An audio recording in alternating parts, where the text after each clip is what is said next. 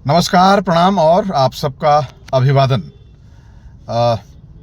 एक शेर से आज की शुरुआत करता हूँ। शेर वसीम बरेलवी साहब का है कि कौन सी बात कब और कैसे की जाती है, कौन सी बात कब और कैसे की जाती है, ये सलीका हो तो हर बात सुनी जाती है।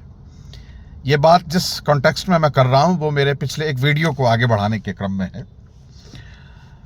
जैसा कि मैंने पिछले वीडियो में कहा कि बहुत से लोग जो इस बात की ख्वाहिश रखते हैं कि उनके मंच के कौशल को, उनके वक्तृत्व कला को, उनके एक गुड स्पीकिंग स्किल को कैसे और डेवलप किया जाए, जैसे एक एंकर के तौर पे, एक आर्टिस्ट के तौर पे, एक एक्टर के तौर पे, एक परफॉर्मर के तौर पे, एक प्रस्तोता के तौर पे।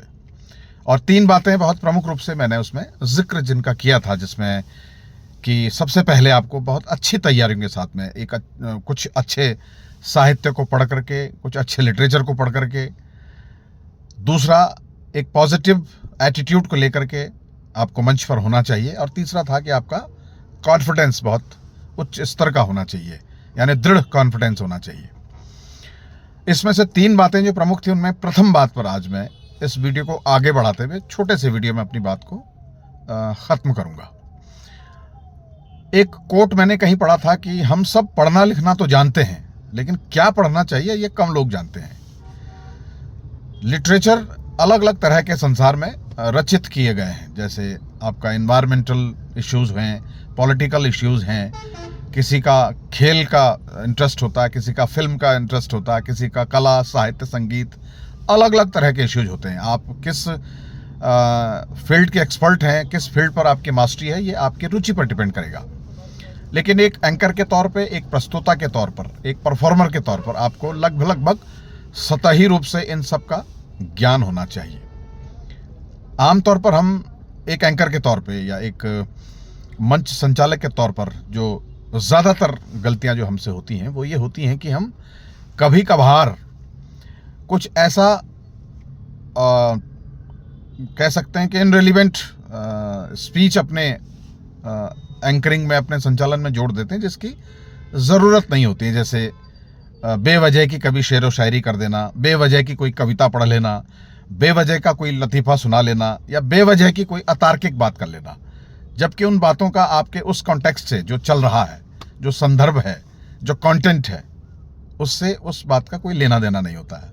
एक अच्छे कंपेयरर का जो जिम्मा है वो ये है कि 2 वक्ताओं के बीच को बहुत सहज और सुमधुर बनाए, उस पैच को जितना संचालक के पास दिया जाता है, जितना एंकर के पास दिया जाता है। और अगर आपको शेर व शायरी का भी बहुत शौक़ है, कविताओं को पढ़ने का बहुत शौक़ है, या दूसरे और कोटेशन कहने का बहुत शौक़ है, तो इसके लिए ज़रूरी है कि उसी संदर्भ का आप शेर कहें, उसी संदर्भ की कविता कहें, या उसी संदर्भ का कोटेशन आप कोट करें।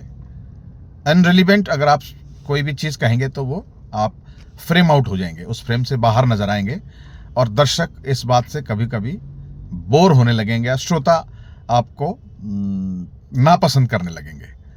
तो इस क्रम में पहला जो मेरा आज का जो प्रसंग था वो ये कहने का था कि जब हम मंच पर किसी चीज़ को कहें तो दिए गए विषय के ही अनुरूप कहें। वो तब आपका कोई कविता हो सकती है, तब आपका कोई शेर हो सकता है, तब आपका कोई श्लोक हो सकता है, या कुछ भी, जैसा कि एक एंकर का जिम्मा होता है। तो अप्रासंगिक बातें मंच पर ना हो, और कोशिश करें कि बहुत कम से कम समय आप एक एंकर के तौर पर लें, बहुत कम से कम समय एक संचालक के तौर पर लें। अगले क्रम पर और भी बहुत सी बातें आपके बीच में होंगी, लेकिन तभी जबकि आपका सपोर्ट, आपका प्यार, आपका स्नेह और आपका समर्थन मुझे इस वीडियो पर भी मिलेगा, पिछले वीडियो की तरह। हालांकि जिस संख्या में अपेक्षा करता हूं उस संख्या में तो नहीं मिला, लेकिन फिर भी बहुत से लोगों ने ये कहा कि इस बातचीत को आगे बढ़ाया जाना चाहिए। आगे की बातचीत आपके कमेंट और आपकी इच्छा पर डिपेंड करेगा। बहुत बहुत धन्यवाद। आप सबका समय बहुत अच्छा बीते। आप सबको नमस्कार।